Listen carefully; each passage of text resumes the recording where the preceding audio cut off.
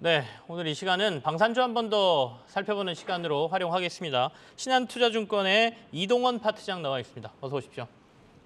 안녕하십니까. 네. 얼마 전에 한번 나오셔서 저랑 방산 얘기했던 걸로 제가 기억합니다. 근데 어제 뉴스에 보니까 이제 드디어 폴란드로 우리 무기가 수출되는 일종의 출고식이라고 하나요? 그런 게 있었다는 얘기도 있었고요. 네. 또 조만간 현무 이렇게 계약서 쓴다 이런 얘기도 있고 그러던데 주가는 근데 좀 요즘 조정받고 있거든요. 그래서 어떻게 다시 봐야 되는지 좀 얘기를 듣고 싶습니다. 네. 일단 올해 연간 흐름으로 봤을 때 2월 달에 전쟁이 일어난 이후에 방산주들이 되게 많은 각광을 받아왔고 네. 최근까지도 주가가 좋았었고요.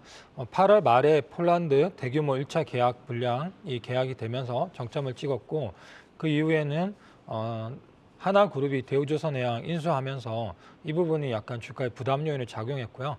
러시아 우크라이나 전쟁도 체감상은 그 긴장감이 이제 고점을 지나는 분위기에 따른 영향, 그리고 지수와 방산주들 주가의 괴리가 커지면서 네네. 일부 조정을 거치고 있고요. 조금 더 이제 길게 볼 필요가 있는 상황입니다.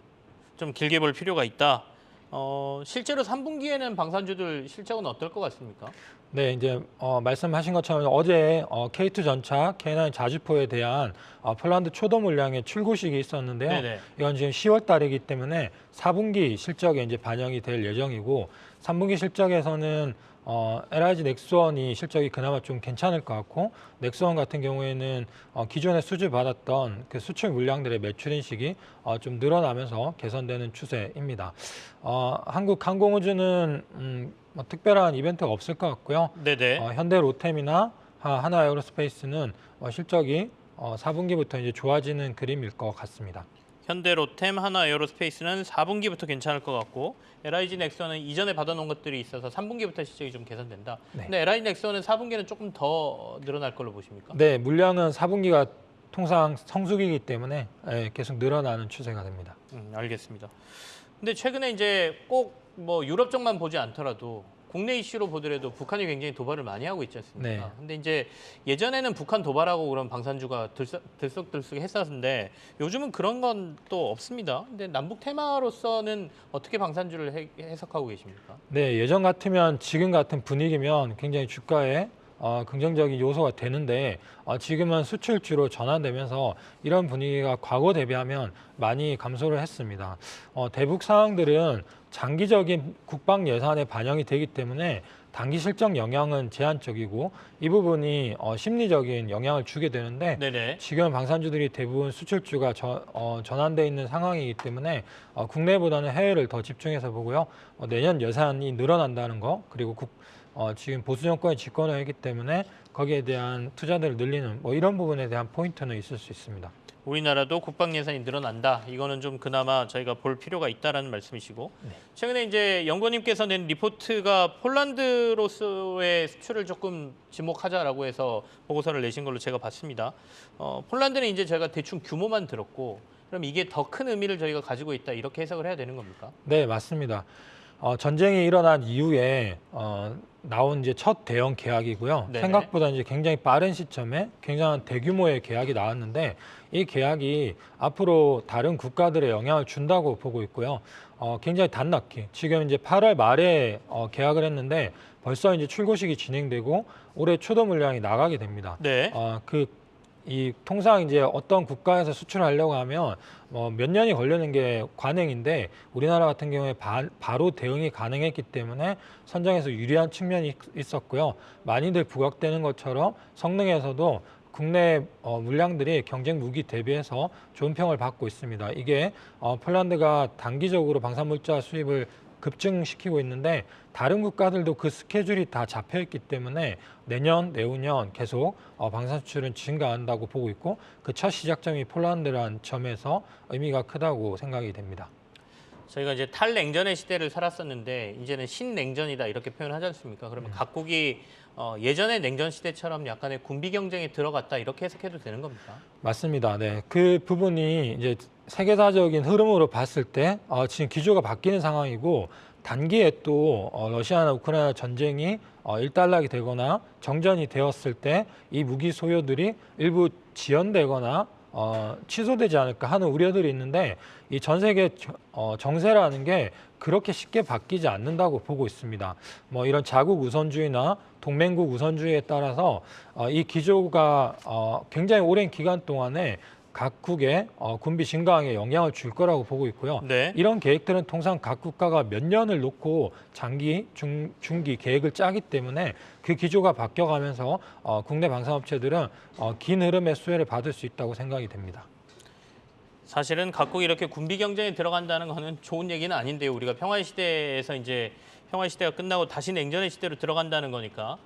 어쨌든 방산 쪽에 봐서는 앞으로 시장이 계속 커진다는 의미로 저희가 해석할 수 있겠죠. 앞서 이제 말씀하시면서 3분기에 LIG 넥스원이 제일 실적 쪽에서는 괜찮을 것 같다라고 말씀하셨고 오늘 탑픽 종목으로도 LIG 넥스원을 가져오셨습니다. 좀 더 자세히 얘기를 들을게요. 네, 그냥 LIG 넥스원이 상대적으로는 제일 편한 분위기입니다. 방산주 전반에 대한 수혜가 다 장기적으로 있을 텐데 단기적으로 봤을 때는 하나그룹이 이제 대우조선, 민수 조선까지 인수하는 거에 대한 부담 때문에 하나에어로스페이스랑 하나시스템은 대규모 수주가 있는데 반해서 상대적으로 주가가 좀 약세를 보이고 있고요.